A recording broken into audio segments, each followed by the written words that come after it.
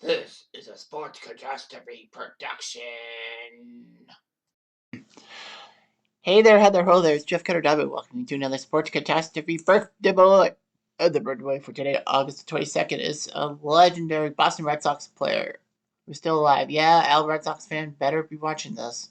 But nevertheless, he was a left fielder at first. Of course, he was going to be the successor to one Ted Williams in left field, and he did. But then later in his career, he turned into a first baseman and DH.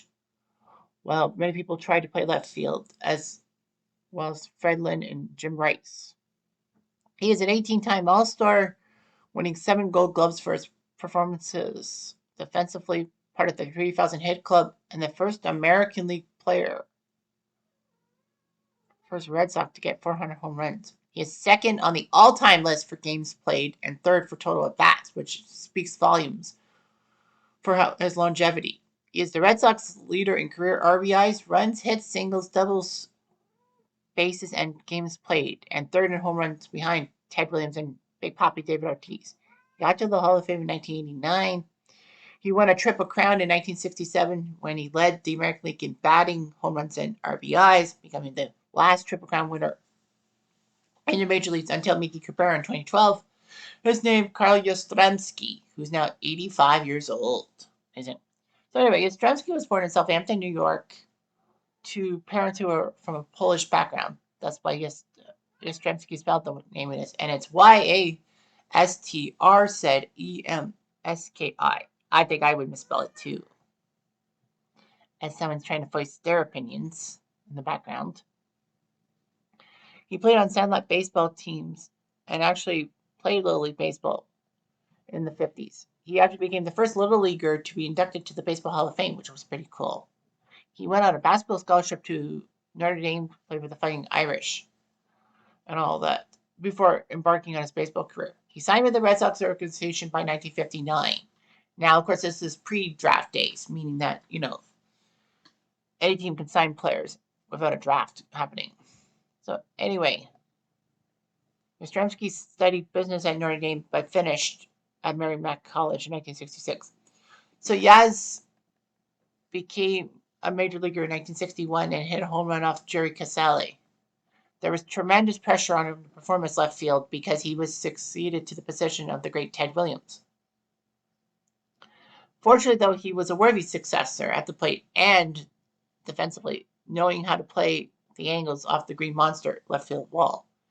In 12 years as a left fielder, he won 7 Gold Gloves and all that.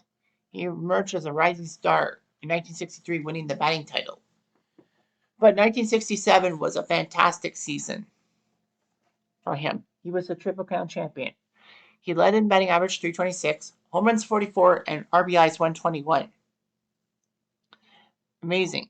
Only one guy has ever had the batting Triple Crown after him, and that was Mickey Cabrera in 2012. And he could have been an unanimous MVP, but he wasn't. Somebody actually voted for Cesar Tovar of the Twins.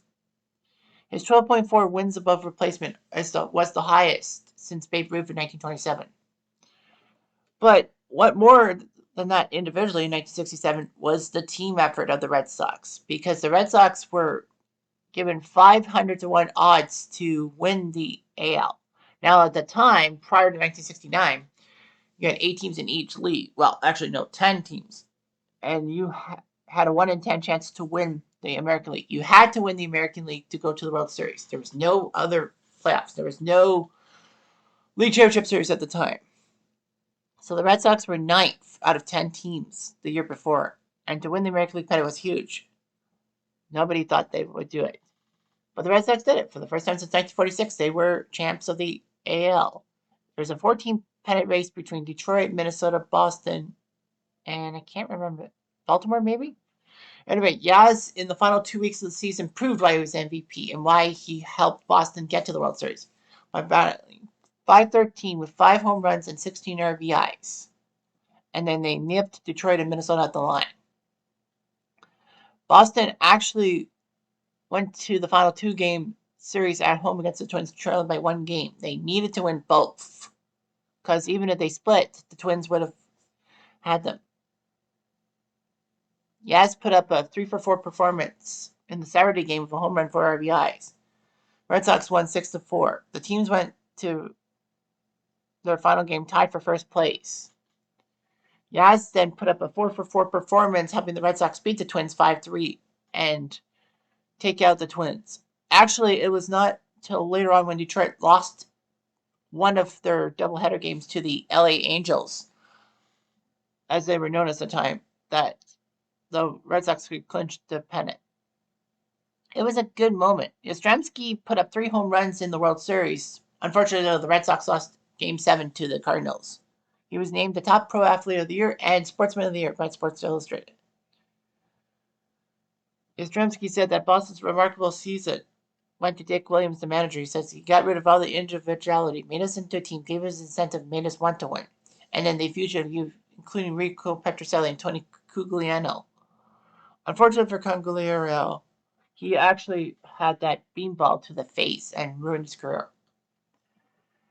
Yaz would win another batting title in 1968 and put up a 301 mark. Now you're thinking that's low for a batting average to be a champion in any league. It was, because it was the year of the pitcher that pitchers were getting much better than hitters and throwing lots of great performances and all that.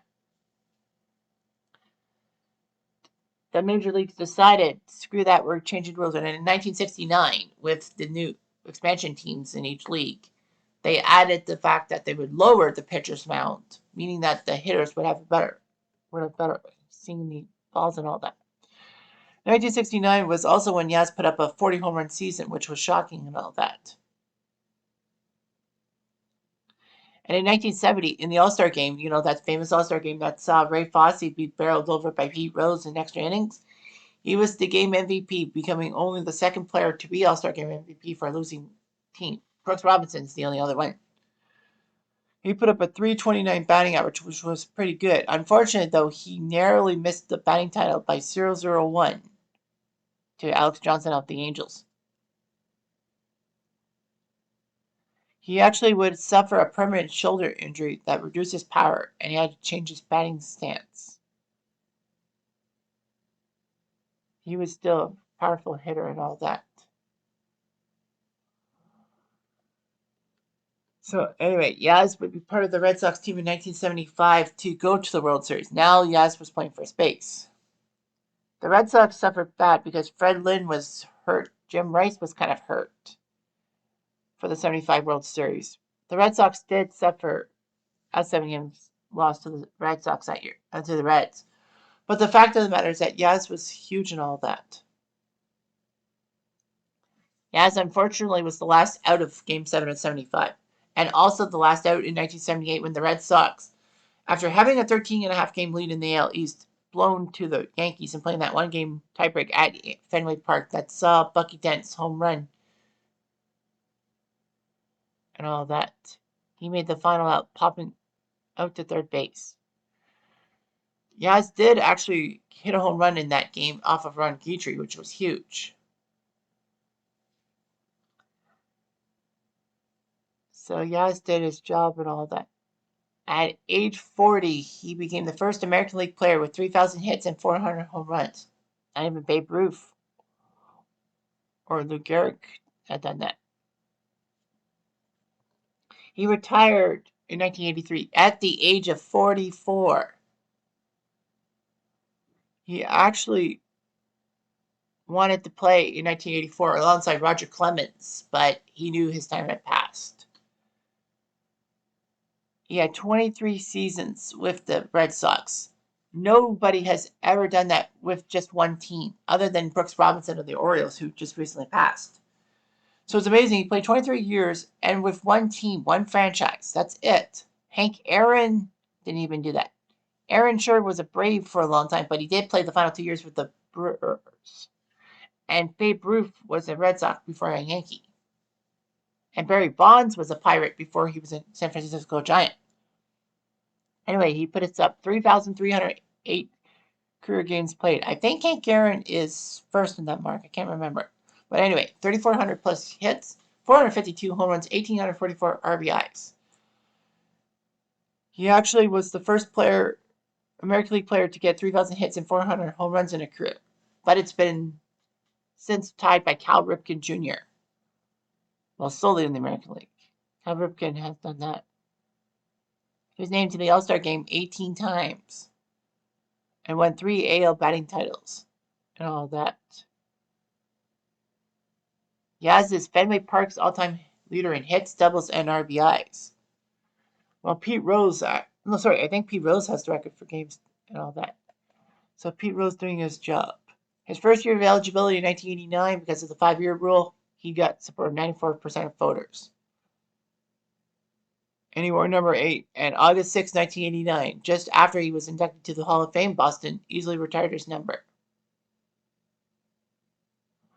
But what was strange about that is that the Red Sox at the time actually showed their retired numbers in order of them being retired. Ted Williams' number 9 was first, then Joe Cronin's number 4, Bobby Doerr's number 1, and Yastrzemski's number 8. At the time, people actually said it was a spooky homage to the Curse of the Bambino because that was the date. 9/4/18 was the date, September 4th, 1918, if you will, that the Red Sox had won their last World Series title. And that was the case till 2004 when the Red Sox won the title, and then they changed it to making it ascending stuff and all that. He was known for his batting stance. He would hold his bat exceptionally high, giving his swing a large dramatic arc and more power at the plate. Later years, he would adjust his stance and keep the bat lower. All that.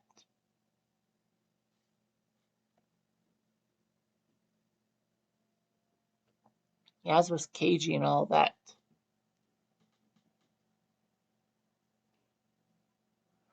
So, anyway. So, he was mentioned in the famous film Fever Pitch with Jimmy Fallon and Drew Barrymore. As the narrator said, that Ben and Lindsay, the characters played by Fallon and Barrymore, are going to have a child. If it's a boy, they're going to name him Ted Williams Reitman. But if it's a girl, it's Carla Yastrzemski Reitman. Yastrzemski actually raced the 2004 championship banner over Fenway Park. And throughout the ceremony, first pitch for the World Series, one game of the World Series at the 04, 17, 13, and 18 World Series and all that. He went through triple bypass heart surgery in 2008 and has been living since then.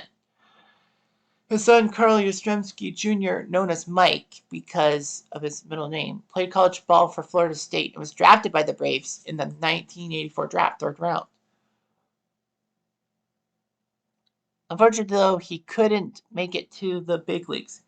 The highest level he got was AAA Pacific Coast League with the White Sox. Unfortunately, though, Carl Jr. or Mike died in 2004 of a blood clot after having surgery at age 43. However, the Yastrzemski family tree doesn't end there, as Carl's son Mike Yastrzemski was drafted by the Red Sox in 2009, but did not sign. He played college baseball for Vanderbilt and signed for Baltimore in the 2013 MLB draft. He went through the Baltimore farm system and then was traded to San Fran's organization in 2019 and made his major league debut with the Giants May 2019. Ironically, in his rookie year, Mike Yastrzemski would be playing in Boston as the Giants would be playing the Red Sox in interleague, and actually hit a home run and a double in his first game. Like the second game of the series, Carl threw out the first pitch to Mike. It was a great moment. It made you forget the Red Sox and Giants were rivals. So Yastrzemski holds many honors to being in the top 10 in a lot of categories, and he was a worthy successor to Ted Williams. Red Sox fans will cheer for years and years and years. Right, Al? Right, Al, Red Sox fan? Anyhow, I'm Jeff. I'm going to do